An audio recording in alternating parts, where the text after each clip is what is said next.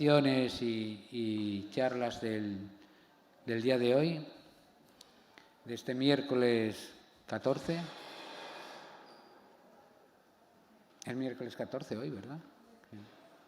Con la presentación de un libro de Luis García Jambrina y de Manuel Menchón. Manuel, que es director de documentales y no está con nosotros, pero está el coautor del libro.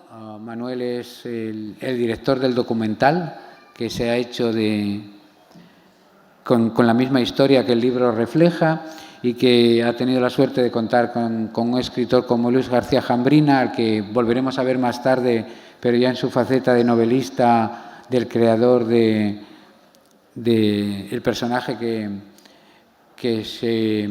que ha creado a partir del anónimo autor de un libro de un clásico español. Y no diremos más para no revelar todo lo que hay detrás.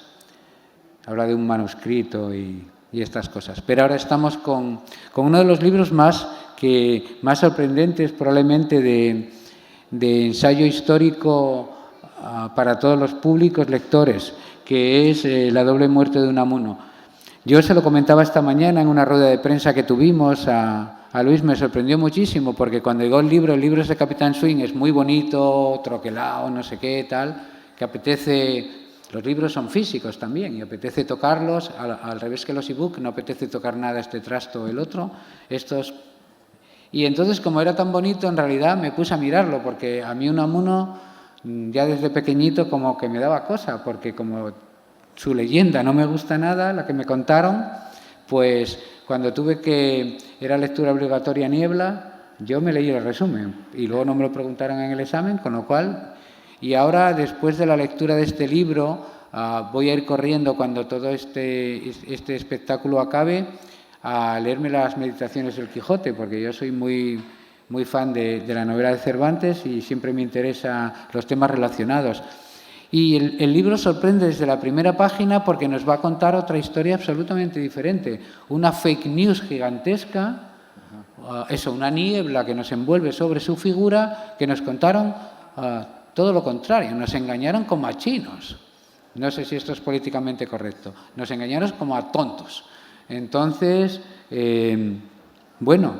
la primera cosa es que, ya para mayor fascinación mía, decía Unamuno no murió, probablemente, lo mataron. ¡Wow! Bien. Dicho esto, sabiendo que ya tenemos un cadáver en la sala, pero no sabemos quién es el asesino, vamos a empezar por preguntarte, ¿cómo fue, Luis, cómo llegasteis tú y Menchón, o Menchón y tú, a realizar este libro? ¿Cómo fue todo ese proceso hasta terminar en este libro maravillosamente bien diseñado, lleno de datos, de fotos, de todo, y maravillosamente bien escrito? Es que lo coges, lo lees y te lo acabas, porque tiene el tiempo como para que una sentada, tiene la dimensión como para que una sentada te lo leas, y apasionante. O sea, es una cosa... y me gustaría que hablases un poco de eso, del proceso, y luego de uno de los personajes que me parece clave, que es él estuvo allí, el tipo que estuvo allí. Muy bien. Bueno, en primer lugar, estoy encantado de estar otra vez aquí en la Semana Negra. Hacía 2 años que no venía por aquí y este año estoy por partida doble con dos libros, con una novela y con este. Es muy difícil de clasificar este libro, eso para empezar. Es una mezcla de ensayo, pero también de crónica periodística. También tiene algo de narrativo y literario.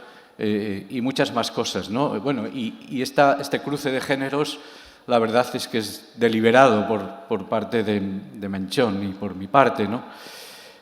Cada tema pues exige su género, ¿no? Y en este caso pues estamos hablando de un asunto muy complejo y que va incluso mucho más allá de Unamuno, ¿no? Hablar de Unamuno es hablar de una época, y hablar del último Unamuno pues es hablar de la guerra civil. con todo lo que eso significa, ¿no? Y bueno, ¿cómo llegamos a este libro?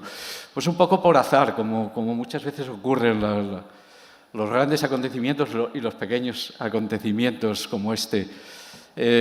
Menchón lleva mucho tiempo trabajando sobre Unamuno, es director de cine. En 2016 hizo una película de ficción que se titula La isla del viento, sobre el Unamuno desterrado en Fuerteventura por la dictadura de Primo de Rivera.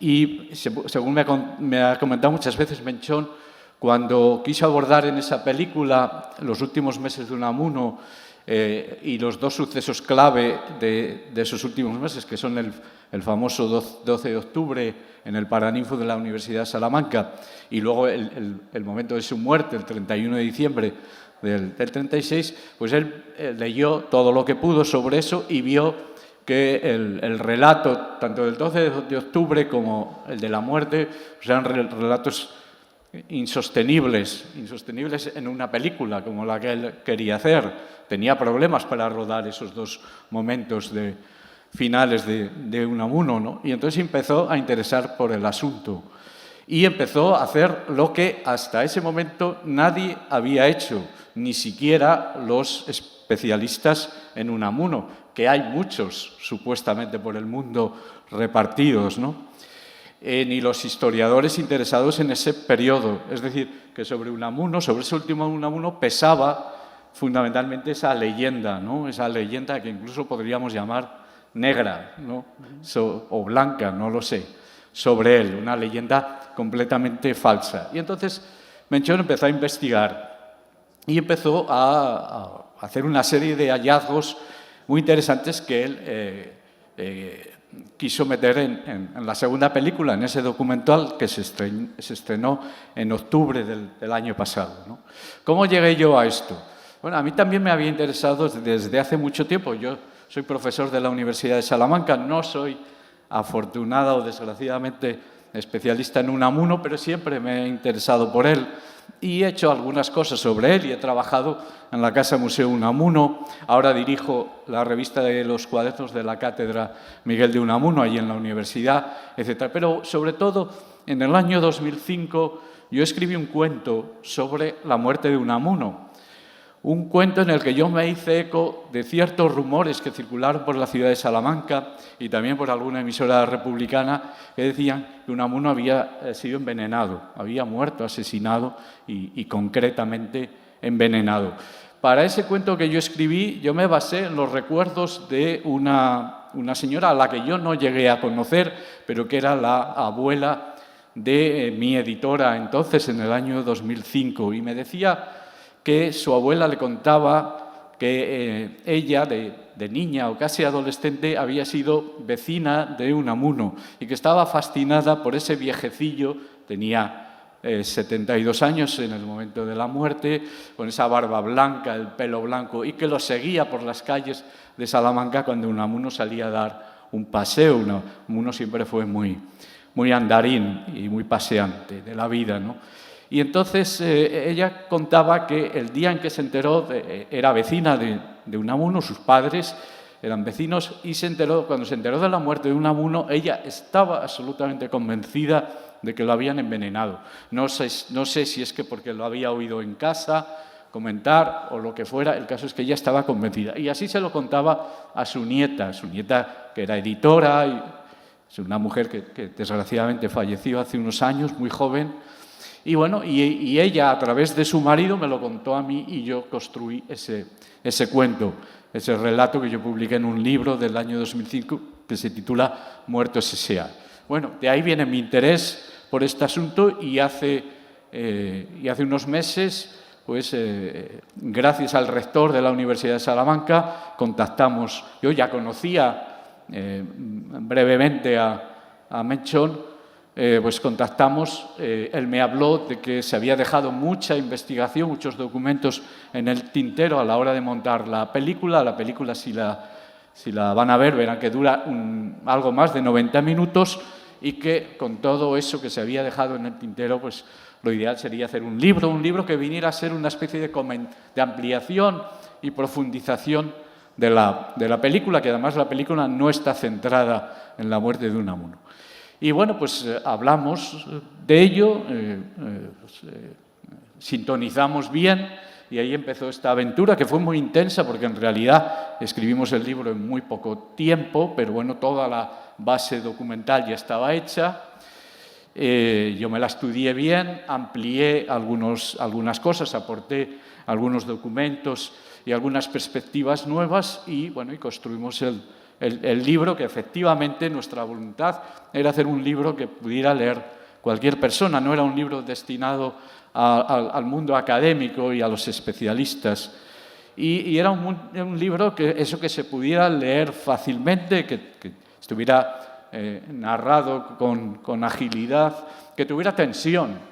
Es importante porque estamos hablando de un gran enigma, que es la muerte de Unamuno, cómo murió Unamuno y sobre todo trazar las circunstancias que explican, porque para entender esa muerte hay que reconstruir las circunstancias de esos últimos sobre todo 2 meses y medio, desde el 12 de octubre hasta el 31 de diciembre, ¿no? Y también el contexto de la guerra civil en ese momento en Salamanca.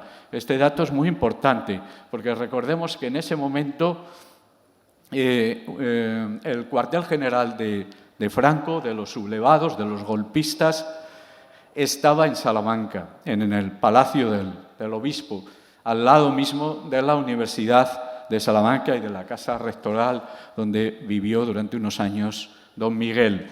En Salamanca estaba también no solo el cuartel general, donde se cocía todo lo militar, las decisiones militares que tomaba Franco, sino también estaba la oficina de prensa y propaganda. Esto es muy importante porque ya sabe que la guerra no solo se hace con armas, sino que se hace también con la palabra, con las imágenes, con la propaganda. ¿Y quién estaba al frente de la oficina de prensa y propaganda en ese momento? José Millán Astray, el fundador de la Legión.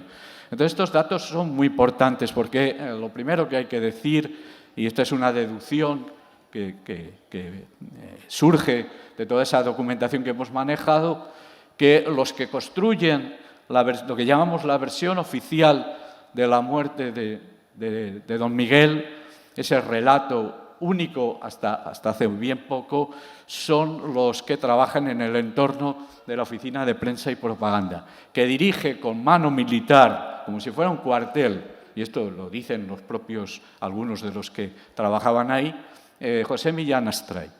¿Y quiénes trabajan en esa Oficina de Prensa y Propaganda? Pues la mayoría son militantes de Falange, del Partido Fascista Español, la mayoría son periodistas, escritores, intelectuales de la Falange, y son ellos los que van a construir ese relato, también armado, todo hay que decirlo, hasta el punto de que sigue vigente hoy en día y mucha gente pues sigue pensando que Unamuno era un facha, dicho una palabra muy coloquial, que era un facha.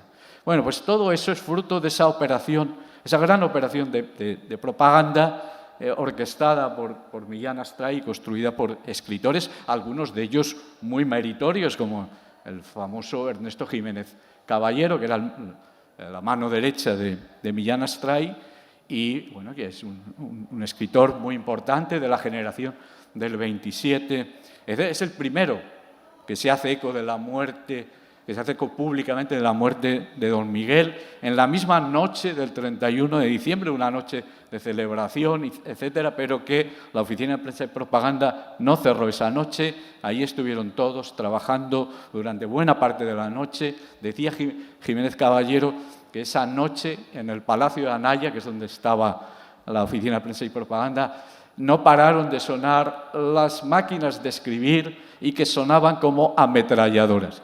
La imagen belicista es del propio Jiménez Caballero y creo que lo dice todo. ¿De dónde viene ese interés de lanzar enseguida a los 4 vientos un relato de la muerte de don Miguel? Pues bueno, de ese interés propagandístico de manipular ya no solo la versión de la muerte, sino de construir eso que nosotros en el libro llamamos la muerte simbólica, porque hay 2 muertes, por eso el libro se titula La doble muerte de Unamuno. Está la muerte física y real, que tiene lugar en la tarde del 31 de diciembre, y está lo que llamamos la muerte simbólica. La muerte simbólica es todavía más trágica, más tremenda, sobre todo para una persona como Unamuno, que ya saben que estaba obsesionado por la pervivencia, por la inmortalidad, por la herencia, el legado que deja uno después de la muerte, ¿no? Y por eso era tan importante ese legado, esa memoria que se tuviera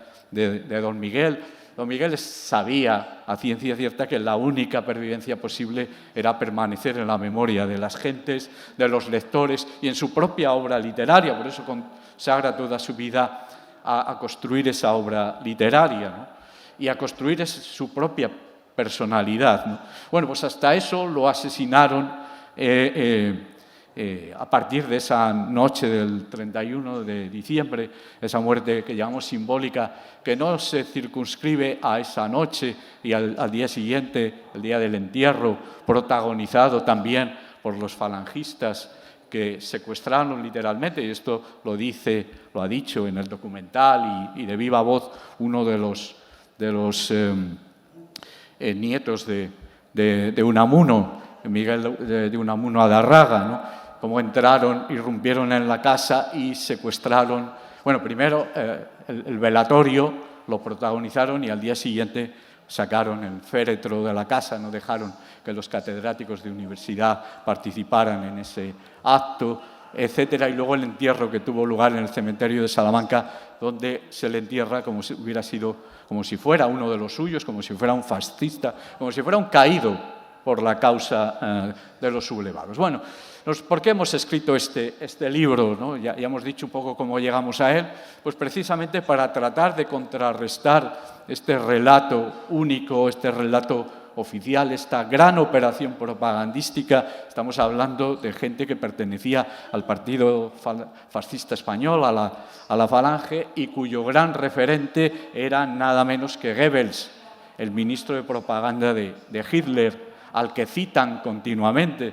Y es de Goebbels una famosa cita que dice, no literalmente, pero dice más o menos así, que una mentira convenientemente repetida acaba convirtiéndose en una verdad. Y eso es lo que pasó precisamente con este caso, ¿no? Una mentira perfectamente urdida y trabajada, llena de detalles que le dan dramatismo a ese relato y que han hecho que luego 85 años que se van a cumplir en este 2021 después, pues todavía esa versión siga vigente. Y si ustedes leen las biografías, incluidas las últimas biografías de Unamuno, pues verán que se repite ese mismo relato y que nadie hasta ahora, salvo una pequeña excepción que ahora mencionaré, ha puesto en tela de juicio este relato, que tiene que ver, insisto, no solo con la muerte física, sino también con eso que llamamos la muerte simbólica. La única excepción, la única estudiosa de Unamuno, digo estudiosa porque es una mujer, es una hispanista norteamericana que ya murió, se llama Margaret Root, que a finales de los años 50 vino a España a hacer una investigación sobre Unamuno. Su intención era hacer una especie de biografía y se entrevistó pues, con el único testigo de la muerte de Unamuno, porque ella no se fiaba de ese relato. Se entrevistó con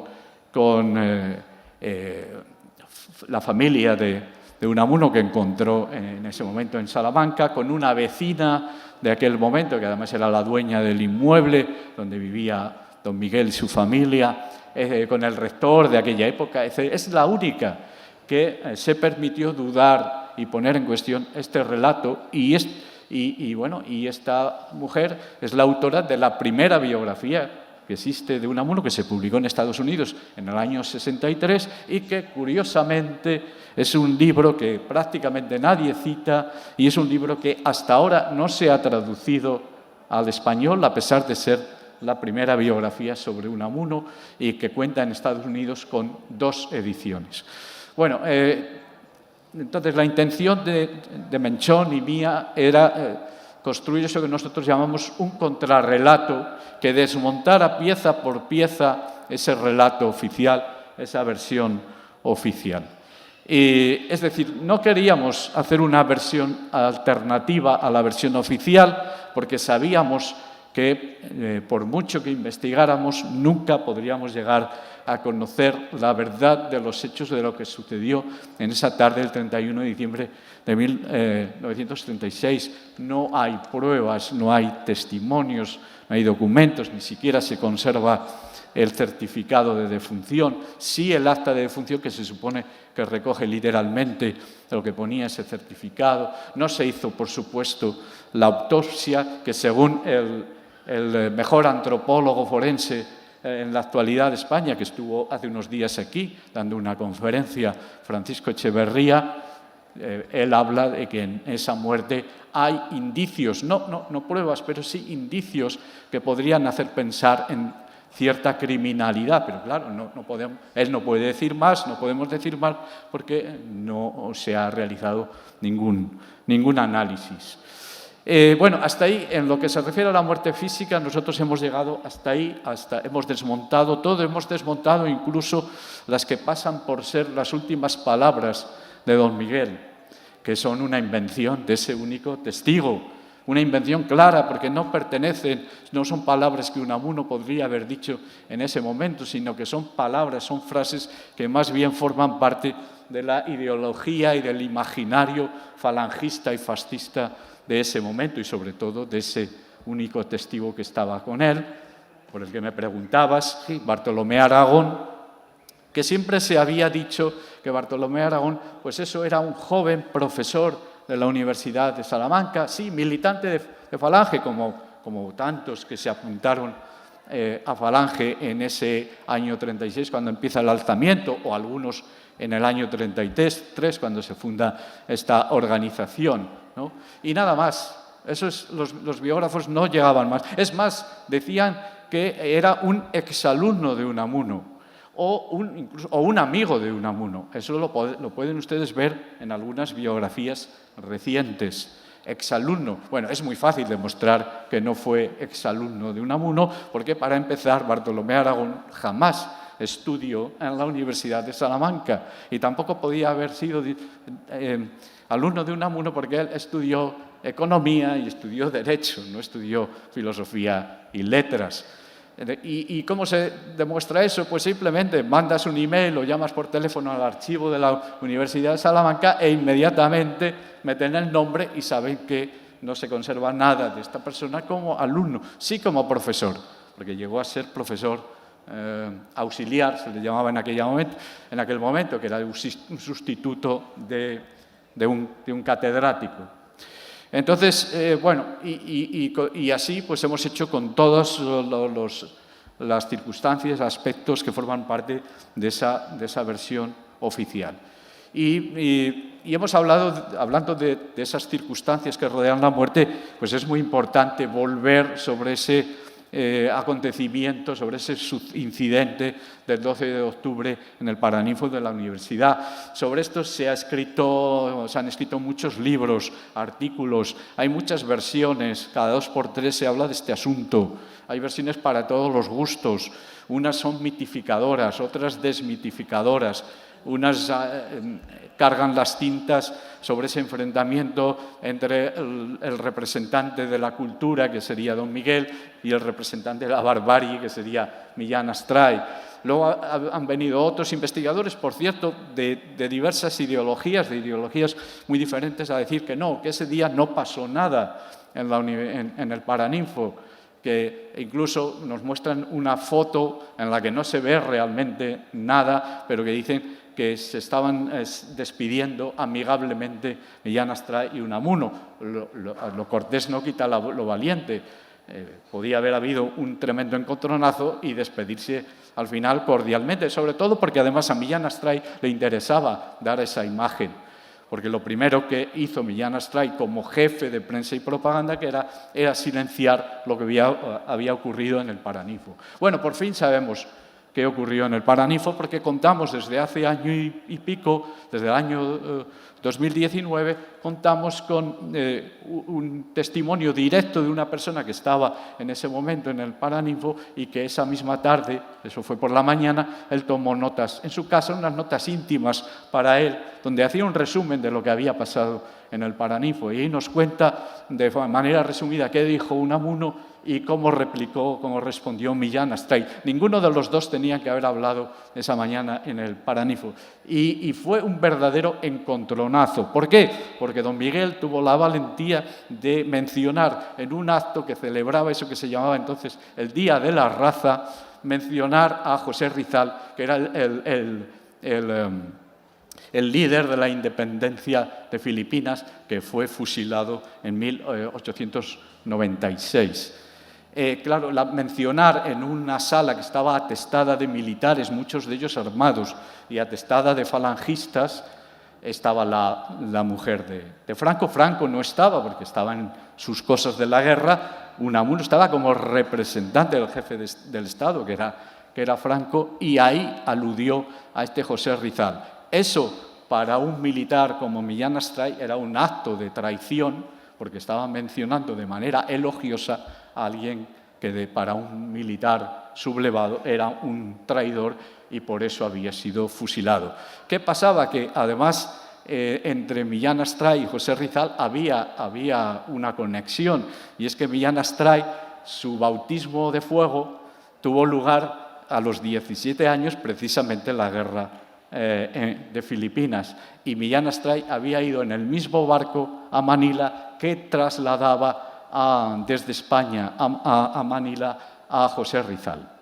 O sea, que una cosa que venía de lejos. Bueno, pues eso es lo que soliviantó a Millán Astray e hizo que dijera, según este testigo, que por cierto era un testigo adepto a los sublevados, dijo que Millán Astray había dicho: morirán aquellos que enseñen teorías averiadas, refiriéndose a los profesores e intelectuales que enseñaran teorías o ideas que iban en contra de su ideología fascista.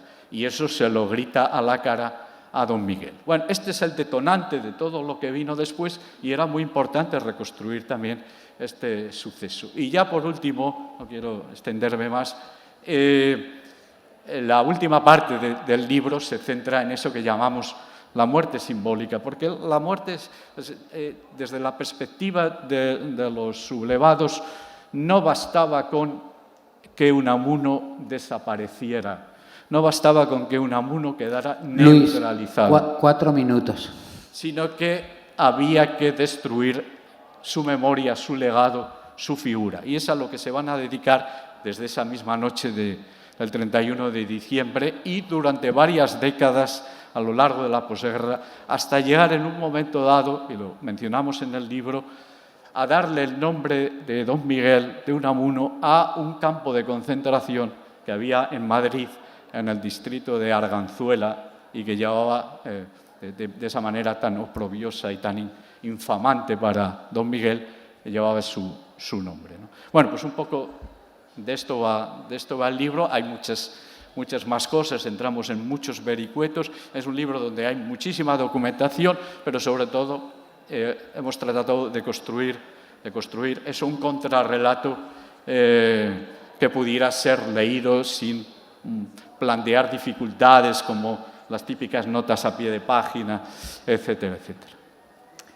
Y nos quedamos sin que nos cuentes qué fue de Bartolomé Aragón, porque al final tuvo una existencia gris y... Sí, bueno, este es un personaje... Si lo puedes resumir en un minuto, sí, sería genial. Un personaje interesante.